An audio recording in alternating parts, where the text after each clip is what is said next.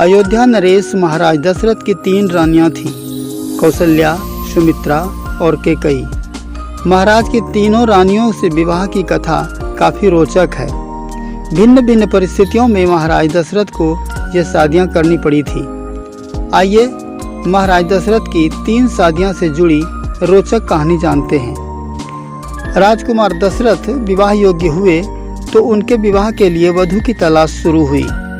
उस समय कौशल देश के महाराजा सुकौशल की पुत्री कौशल्या, जो सर्वगुण संपन्न एवं आकर्षक रूप से पूर्ण थी, से विवाह होना निश्चित हुआ।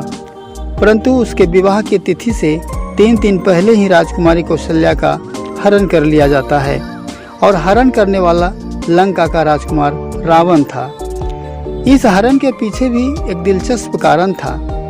अभिमानी रावण की शर्तों पर ब्रह्मा जी ने उसे अमरता का वरदान दिया था, परंतु अपने वरदान में रावण की मृत्यु का रहस्य छिपा रखा था। बाद में परमपिता ब्रह्मा ने रावण से कहा था कि तुम्हें कोई मानव ही मार सकता है, वह भी कौशल की राजकुमारी कौशल्या से उत्पन्न होने वाला उनके पुत्र के द्वारा।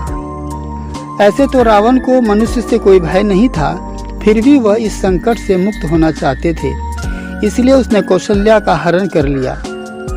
परंतु कुमारी कन्या के वध का दोषी न हो, इसलिए उसने कौशल्या को एक लकड़ी के बक्से में बंद कर समुद्र में फेंक दिया, जिससे वह स्वतः ही नष्ट हो जाए। यह बात जब राजकुमार दशरथ को ज्ञात हुआ तो वह कौशल्या को बचाने चल पड़े।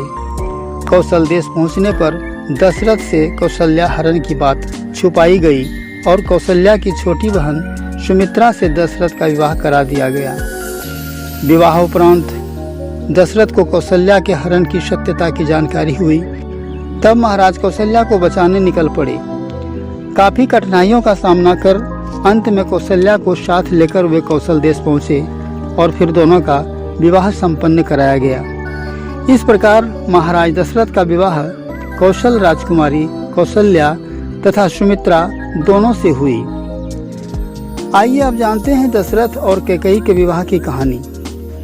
कैकेयी देश के राजा अश्वपति एवं माता शुभलक्षणा की पुत्री थी राजकुमारी कैकेयी। वह एक वीर और बहादुर राजकुमारी थी। राजकुमारी ने महर्षि दुर्वासा की काफी सेवा की थी। उनकी सेवा से प्रसन्न होकर महर्षि ने कैकेयी का एक हाथ वज्र समान बना दिया था और आशीर्वाद दिया था कि भविष्य में तुम्हारी गोद में भगवान खेलेंगे।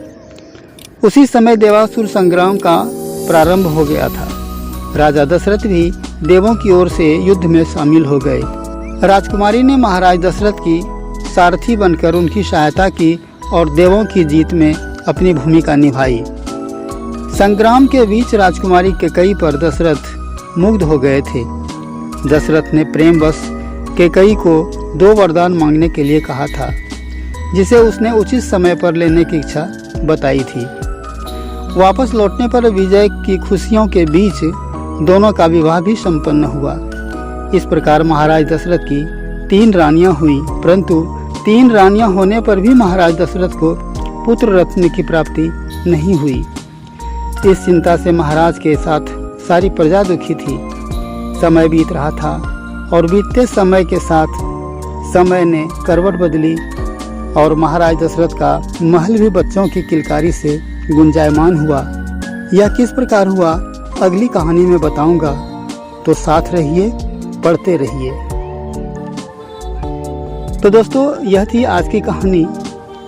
कहानी आपको कैसा लगा हमें कमेंट कर अवश्य बताएं। कहानी को लाइक करें और अपने दोस्तों में शेयर भी करें। साथ ही यदि हमारे चैनल पर नए हैं तो चैनल को सब्सक्राइब करना न भूलें। तो फिर मिलते हैं अगली कहानी के साथ। तब तक के लिए धन्यवाद।